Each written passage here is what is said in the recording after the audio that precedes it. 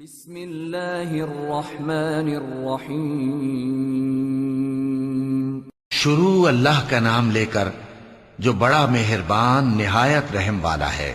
بکھیرنے والی ہواؤں کی قسم جو اڑا کر بکھیر دیتی ہیں، پھر پانی کا بوجھ اٹھاتی ہیں، پھر آہستہ آہستہ چلتی ہیں، پھر اس چیز کو یعنی بارش کو تقسیم کرتی ہیں کہ جو وعدہ تم سے کیا جاتا ہے وہ یقیناً سچا ہے، اور انصاف کا دن ضرور واقع ہوگا۔ اور آسمان کی قسم جس میں کئی رستے ہیں کہ اے اہل مکہ تم ایک اختلاف والی بات میں پڑے ہوئے ہو، اس سے یعنی عقیدہ آخرت سے وہی پھرتا ہے جو اللہ کی طرف سے پھیرا جائے۔ اٹکل دوڑانے والے ہلاک ہوں جو بے خبری میں بھولے ہوئے ہیں، پوچھتے ہیں کہ جزا کا دن کب ہوگا؟ وہ دن ہوگا جب ان کو آگ میں عذاب دیا جائے گا۔ اب اپنی شرارت کا مزہ چکھو، یہ وہی ہے جس کے لیے تم جلدی مچایا کرتے تھے۔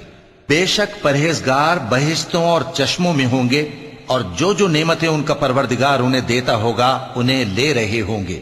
بے شک وہ اس سے پہلے نیکیاں کرتے تھے، رات کے تھوڑے سے حصے میں سوتے تھے اور صبح کے اوقات میں بخشش مانگا کرتے تھے، اور ان کے مال میں مانگنے والوں اور نہ مانگنے والوں دونوں کا حق ہوتا ہے۔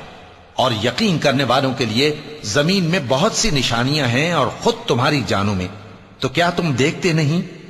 اور تمہارا رزق اور جس چیز کا تم سے وعدہ کیا جاتا ہے آسمان میں ہے، تو آسمان اور زمین کے مالک کی قسم یہ اسی طرح قابل یقین ہے جس طرح تم بات کرتے ہو۔ اے نبی، کیا تمہارے پاس ابراہیم کے معزز مہمانوں کی خبر پہنچی ہے؟ جب وہ ان کے پاس آئے تو سلام کہا، انہوں نے بھی جواب میں سلام کہا۔ دیکھا تو ایسے لوگ کہ نہ جان نہ پہچان۔ پھر وہ اپنے گھر جا کر ایک بھنا ہوا موٹا بچڑا لائے اور کھانے کے لیے ان کے آگے رکھ دیا۔ کہنے لگے کہ آپ تناول کیوں نہیں فرماتے؟ اور ان سے خوف محسوس کیا۔ انہوں نے کہا کہ خوف نہ کیجے، اور ان کو ایک دانشمند لڑکے کی بشارت سنائی۔ تو ابراہیم کی بیوی چلاتی آئیں اور اپنا منہ پیٹ کر کہنے لگیں کہ ایک تو میں بڑھیا، اوپر سے بانجھ۔ انہوں نے کہا تمہارے پروردگار نے یوں ہی فرمایا ہے، وہ بے شک صاحب حکمت ہے، خبردار ہے۔ ابراہیم نے کہا کہ فرشتو، اب تمہارا اصل کام کیا ہے؟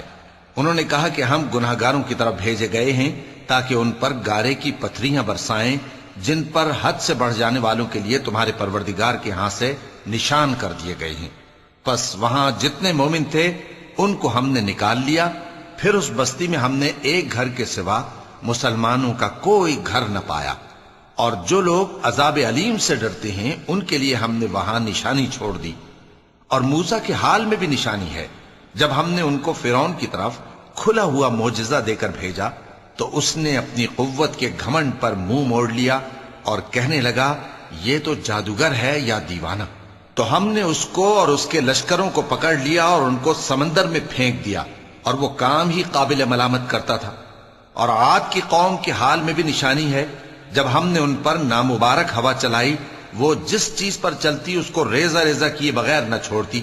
اور قوم سمود کے حال میں بھی نشانی ہے، جب ان سے کہا گیا کہ ایک وقت تک فائدہ اٹھا لو، پس انہوں نے اپنے پروردگار کے حکم سے سرکشی کی، سو ان کو کڑک نے آ پکڑا اور وہ دیکھ رہے تھے۔ پھر وہ نہ تو کھڑے رہنے کی طاقت رکھتے تھے اور نہ مقابلہ کر سکتے تھے، اور اس سے پہلے ہم نوح کی قوم کو ہلاک کر چکے تھے۔ بے شک وہ نافرمان لوگ تھے۔ اور آسمان کو ہم ہی نے اپنی قدرت سے بنایا، اور ہم کو ہر طرح کی قدرت ہے۔ اور زمین کو ہم ہی نے بچھایا، تو دیکھو ہم کیا خوب بچھانے والے ہیں۔ اور ہر چیز کے ہم نے دو دو جوڑے بنائے تاکہ تم نصیحت حاصل کرو۔ تو تم لوگ اللہ کی طرف دوڑ چلو، میں اس کی طرف سے تم کو صاف صاف خبردار کرنے والا ہوں۔ اور اللہ کے ساتھ کسی اور کو معبود نہ بناؤ، میں اس کی طرف سے تم کو صاف صاف خبردار کرنے والا ہوں۔ اسی طرح ان سے پہلے لوگوں کے پاس بھی جو پیغمبر آتا تو وہ بھی اس کو جادوگر یا دیوانہ کہتے۔ کیا یہ لوگ ایک دوسرے کو اسی بات کی وصیت کر مرے ہیں؟ نہیں، بلکہ یہ شریر لوگ ہیں۔ تو اے نبی ان سے منہ موڑ لو، تم کو ہماری طرف سے ملامت نہ ہوگی، اور نصیحت کرتے رہو کہ نصیحت مومنوں کو نفع دیتی ہے۔ اور میں نے جنوں اور انسانوں کو اسی لیے پیدا کیا ہے کہ وہ میری عبادت کریں۔ میں ان سے رزق تو نہیں مانگتا، اور نہ یہ چاہتا ہوں کہ وہ مجھے کھانا کھلائیں۔ اللہ ہی تو سب کو رزق دینے والا ہے، زور آور ہے، مضبوط ہے۔ سو کچھ شک نہیں کہ ان ظالموں کے لیے بھی عذاب کی نوبت مقرر ہے، جس طرح ان کے ساتھیوں کی نوبت تھی۔ تو ان کو مجھ سے عذاب جلدی نہیں طلب کرنا چاہیے، پھر جس دن کا ان کافروں سے وعدہ کیا جاتا ہے اس سے ان کے لیے خرابی ہے۔ صدق اللہ العظیم۔